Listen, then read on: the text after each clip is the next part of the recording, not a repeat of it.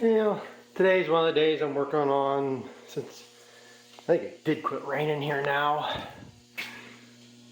Started spitting rain there, so I figured I'd do this job today. Just changing milker inflations. They're supposed to be changed every, they recommend 1,200, maybe these are up to 1,500 milkings now, I don't know, but about every 3-4 months they're due to be changed. So I thought I'd do that today. I'm going back to the inflations I used to use, and I'm finding out why I like these a little bit better. These are a little bit softer, even down here at the stem part. That pulls through, and the notch pulls into here.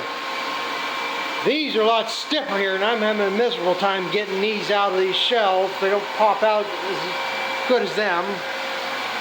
And that's one of the things I thought I'd try there before. Try a different inflation. These were alright, but I'm going back to my old ones. I like them better. And I say we've got tank washer going here now. It's on its last cycle. Figured let that wash while I do this. And the other thing I do when I'm changing inflations is give it a little extra, do a little extra cleaning. A lot of these hoses, just hose them off or give them a quick brush, and you still get this mineral deposits build up on it. So I'm trying to scrub some of that off. This hose probably should be changed too, but when I get to it. But that's what I'm working on here right now today.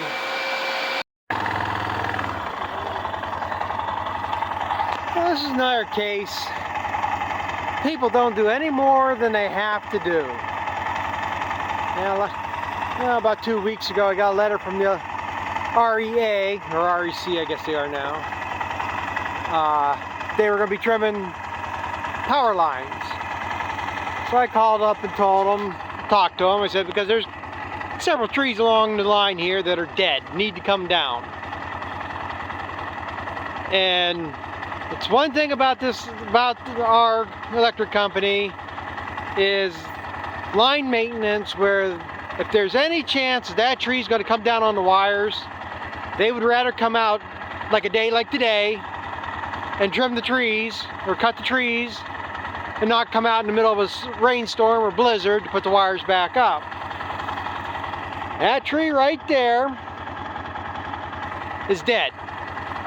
It's been dead for a couple of years. Twice this winter we've had to take limbs out off the road. There's some right there in the yard that fell down. And I wanted them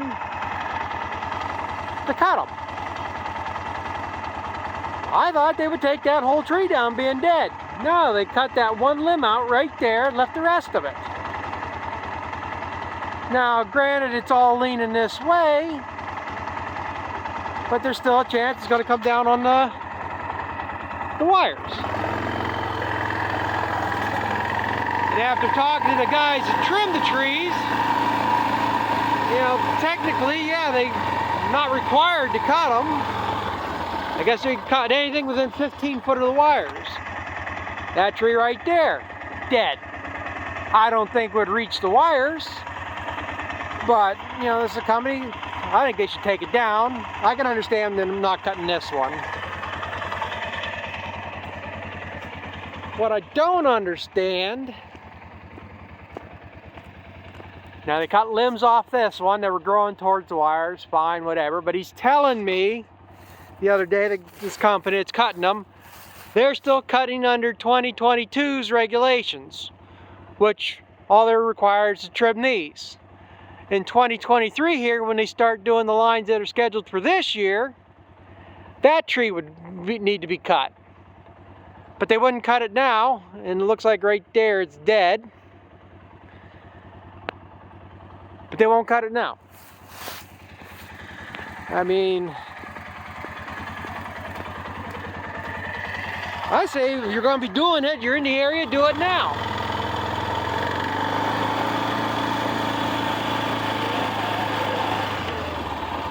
They cut a bunch of suckers off that tree.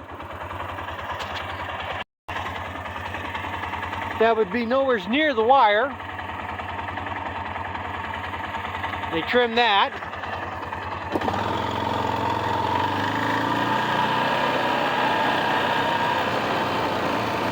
Cut a bunch of suckers off this tree that's going to be nowhere near the wires.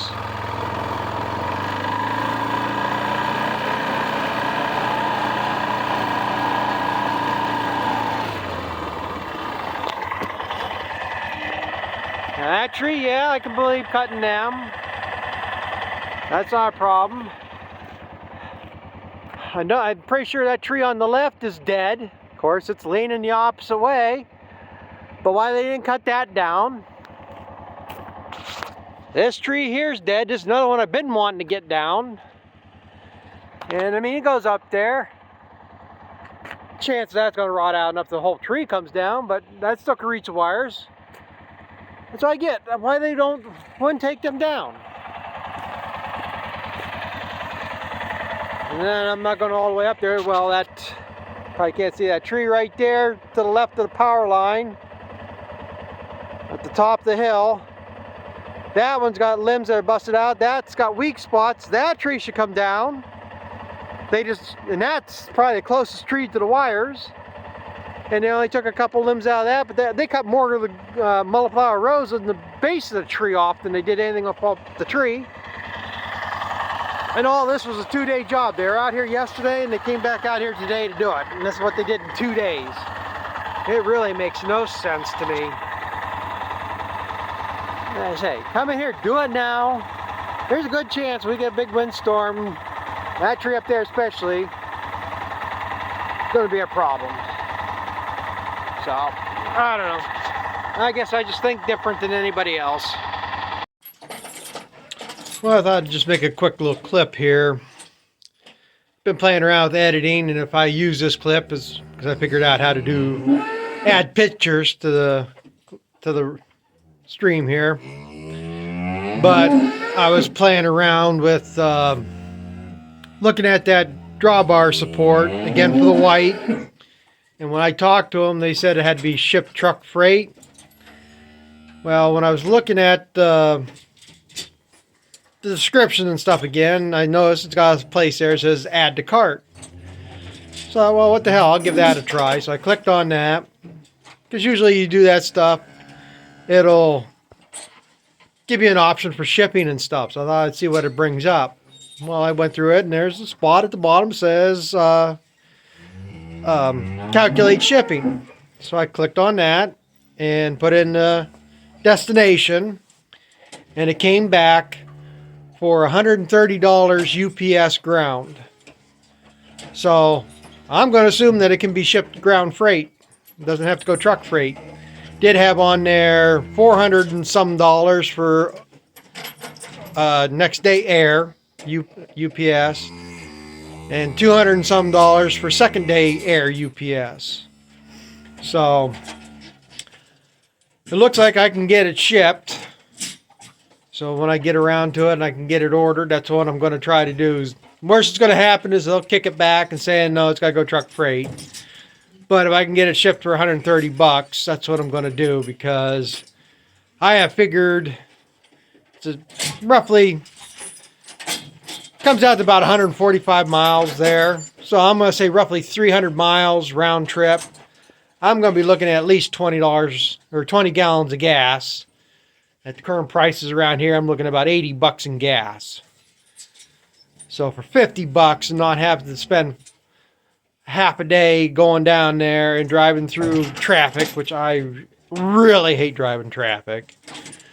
So that makes it a better option for me. I did look up again that one on eBay, the standard support that comes on that tractor.